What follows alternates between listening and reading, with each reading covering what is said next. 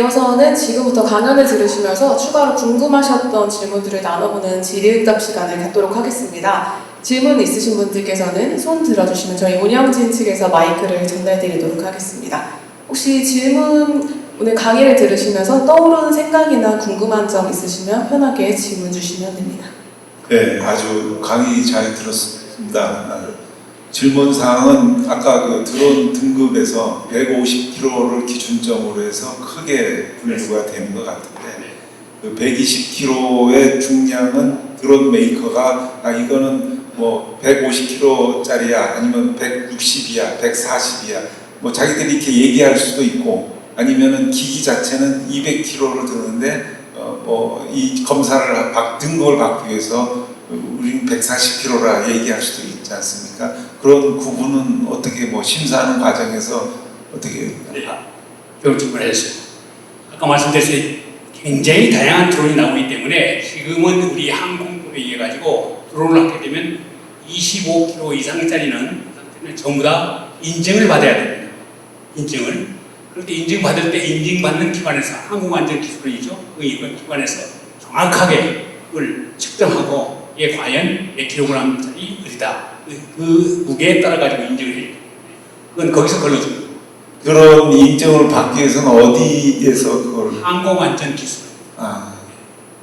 알겠습니다. 그리고 드론은 또 이제 내가 해외에서 구입했다 그러면 해외에서 구입한 거라든지 국내에서 구입한 다 신고를 주는 게 있어요. 신고제. 알겠습니다. 감사합니다. 지금 드론이 DJI 이렇게 뭐 우리 그 함께 보급되어 있는 게 한 60% 이상 80% 그 사이에 한 70% 전후라고 하시긴 하는데, DJI 드론하고 우리 한국에서 제작한 드론 또는 미국이나 뭐 프랑스의 페럿 이런 데서 만든 드론하고 이렇게 보면 전체를 보면 다 적이라고 할 수 있는 요 중국 드론인데 구분은 해야 될 것 같은데 어떤 대책은 있는 건가요? 그게 어디 제조 사건이냐까지가 중요한 게 아니고, 이제 우리 드론을 이제 막는 입장에서는, 드론 엔티드론 하는 입장에서는 탐색할 때 이미 우리한테 등록되어 있는 드론이냐 아니면 무조건 애니입니다. 무조건 애니입니다. 그거예요. 그리고 우리한테 등록된, 왜냐하면 그게 어떤 걸 그 시간적 여유가 없거든요. 그래서 모든 현장에서 현장이 IF 기능 중에서 내가 등록되어 있는 드론에 해당되면 저런 임무를 해라. 그렇지 않으면 무조건 애니미로 보고. 항공기 사고수사 쪽에 이제 관심이 많고 지금도 이제 업무를 하고 있는데, 드론도 앞으로 이제 우리가 예상해야 될 게 드론에 대한 사고가 발생했을 때 드론 간의 충돌이라든지, 또 드론과 지금 이제 유인기, 항공기와 충돌. 앞으로는 저는 이게 굉장히 좀 리스크가 높다고 봅니다. 그래서 이제 이 방안에 대해서 좀 제가 궁금하고, 첫 번째는. 두 번째는 이 항공기에 블랙박스가 다 달려 있는데, 드론 아직까지 이제 블랙박스에 대한 연구라든지 앞으로 계획이 어떤 방안이 있는지, 그게 좀 두 가지가 궁금합니다. 첫 번째 질문에서 변 박사님이 말씀하신 첫 번째 질문에 대해서 말씀드리겠습니다. 우리 변 박사님은 지금 항공대학 교수님이시면서 항공안전에서 대가라고 하고 계시는데, 아마 당연히 새로운 위험 요소인 드론이 출현하면서 항공안전에 굉장히 위험 요소가 되고 있습니다. 그런데 아까 제가 말씀드린 굉장히 다양한 드론이 나오면서 이것에 대한 대책이 지금 계속해서 마련되고 있는 중입니다. 그래서 이제 T드론 시스템에 해가지고 좀 열심히 좀 준비하고 있는 단계입니다. 그래서 아직도 드론이 항공안전에 앞으로 계속해서 크게 영향을 줄 것이다. 거기에 대한 대비를 해야 된다. 아마 변 박사님 같은 분이 중심이 돼가지고 해야 될 것 같은 생각에서 필요하다고 하고, 그 다음에 두 번째는 두 번째가 저의 블랙박스. 예. 지금 현재 드론 나는 것은 블랙박스는 지금 현재 그 안에는 없거든요. 그럼 어떻게 했냐면 드론이 지상과 주고받을 때 지상에 전부 다 이제 큐 그라운드 뭐 예를 들면 그거거든요.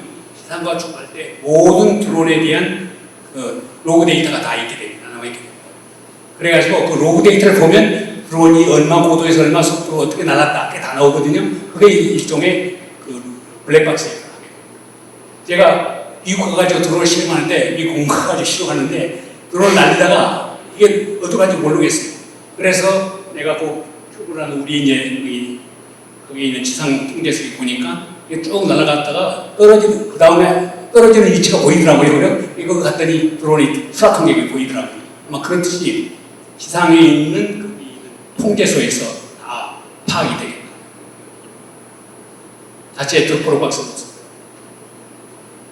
네, 공군 AIC 종합센터장 장재환 대령입니다.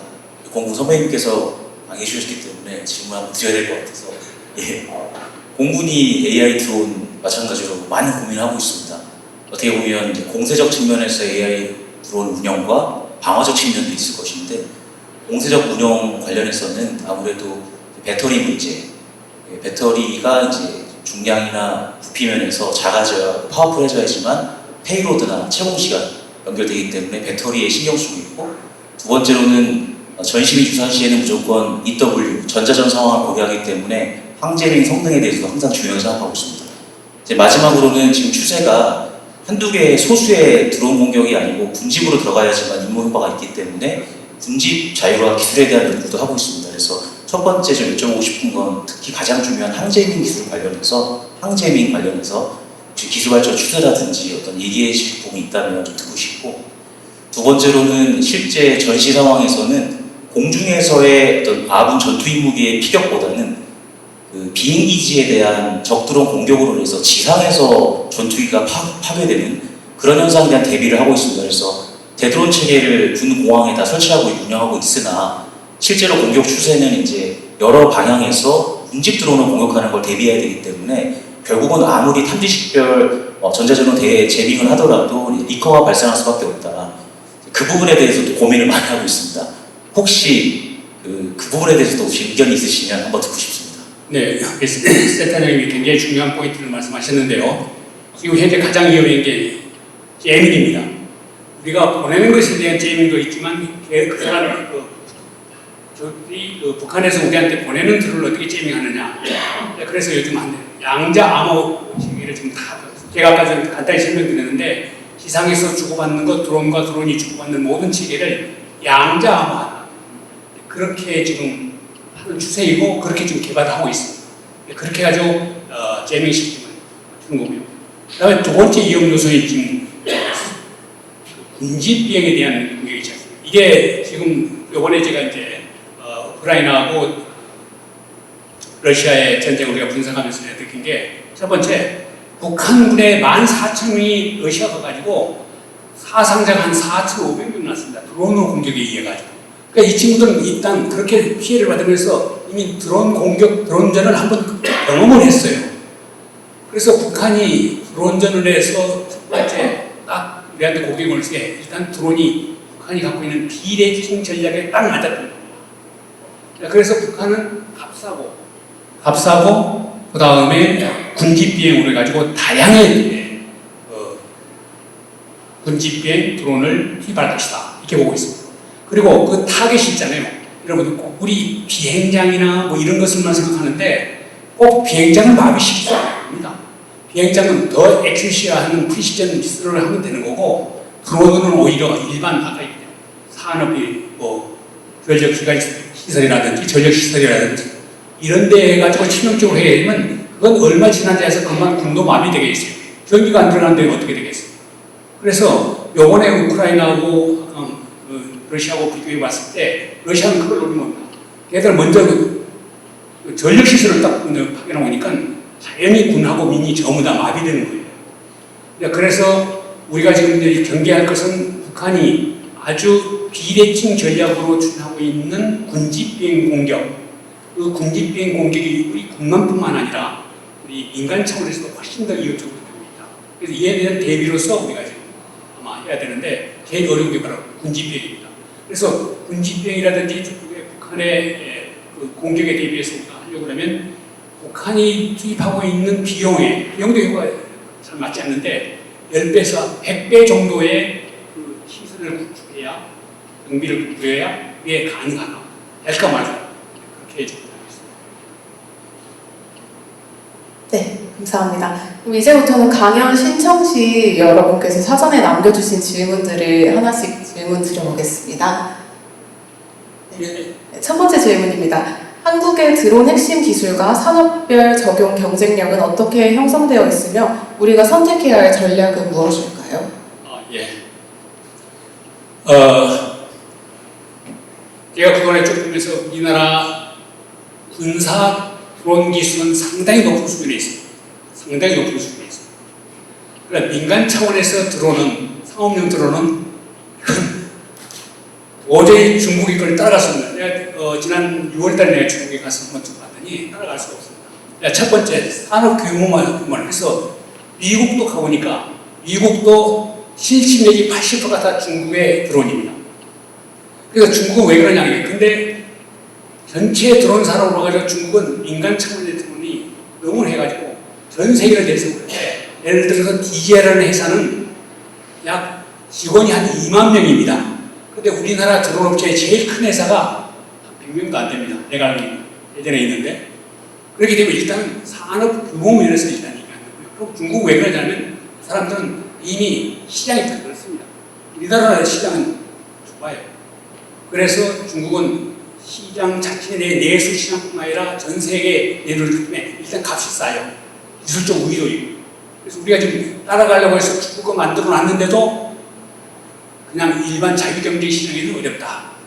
그렇게 적고 있습니다. 네, 감사합니다. 그리고 두 번째 질문입니다. 드론 안전과 관련하여 AI 데이터셋을 어떻게 구축하고 관리하는 것이 효과적일까요?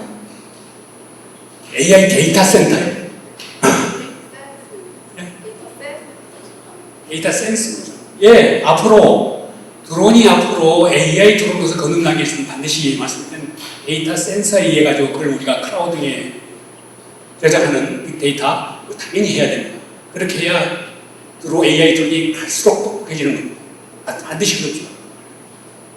네, 그럼 마지막 질문으로 드론 사고 조사 과정에는 AI가 어떤 방향으로 활용될 수 있을까요?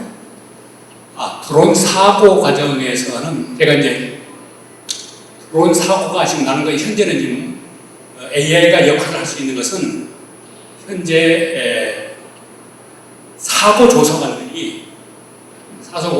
조사관들이 그 드론의 AI 시스템에 대해서 충분히 이해를 하지 못하고 있을 수가 있습니다. 왜냐하면 그분들은 사고를 조사할 뿐이지 드론 기술에 대한 AI 기술에 대한 깊지 않거든요. 그래서 드론 사고 조사관들에 대한 AI 교육이 필요하지 않겠느냐 그런 얘기로 있습니다. 네, 좋은 답변 감사합니다. 미리 남겨주신 질문들에 대해서도 이렇게 심도 있는 답변 드릴 수 있어서 많은 도움이 되셨으리라 생각합니다. 아쉽지만 이제 강연을 마무리할 시간인데요.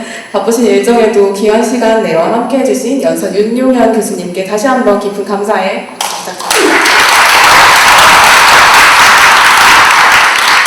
그리고 끝까지 함께 해주신 여러분께도 진심으로 감사드립니다. 서울 AI허브는 앞으로 시민 여러분들이 주도적으로 AI 시대를 준비하실 수 있도록 다양한 교육 기회와 경험을 제공해 나가겠습니다. 다음 주 열리는 프론티어스 7회차 강연은 스탠포드 대학교 종신 교수님이신 황승진 교수님 모시고 비즈니스 세계에서의 AI라는 주제로 이야기 나눌 예정입니다. 앞으로도 많은 관심 부탁드리며 가시는 길 조심히 돌아가시기 바랍니다. 함께 해주신 여러분 감사합니다.